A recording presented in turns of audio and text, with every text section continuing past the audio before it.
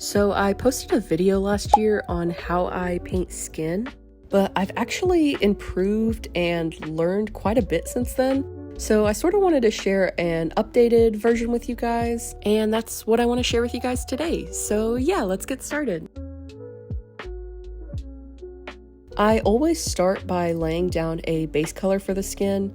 In general, your base color will typically fall into this sort of range of red to yellow, unless you're painting like a goblin or something. But for normal human skin, you want to find something in this range. I've also learned that starting with a more desaturated base color, which is going to be more on the left side of the color ranges here, will help your skin from getting too saturated later on in the process. This is a problem that I had a year ago because by the time I finished my painting, the skin was like Oompa Loompa orange. So starting with a desaturated color first will help that.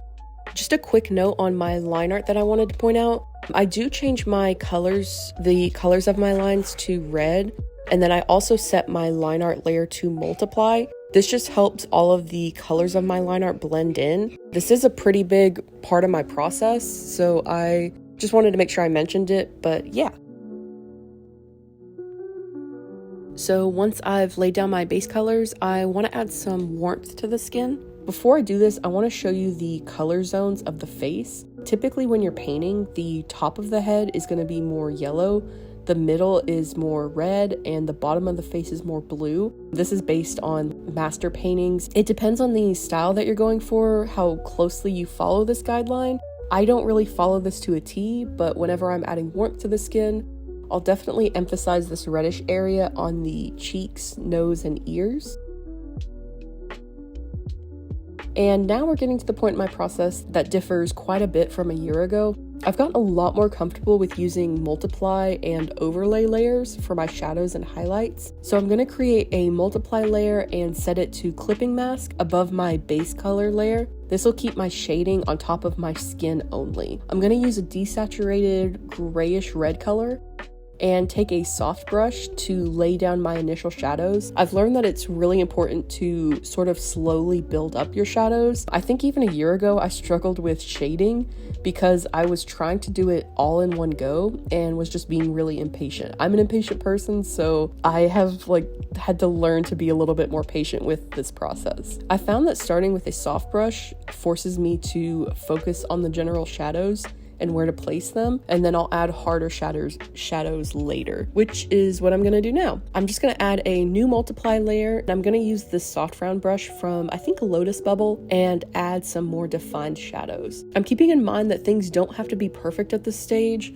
This is honestly just sort of laying the foundation for my colors, and then whenever I render later, I can refine these edges. And once I'm happy with the shadows, I'll start building up the lighting and highlights. I'll create another layer and this time set it to overlay. It takes a little bit of experimenting sometimes to find a color that I like, but for this painting, I'm gonna go with a sort of peachy color.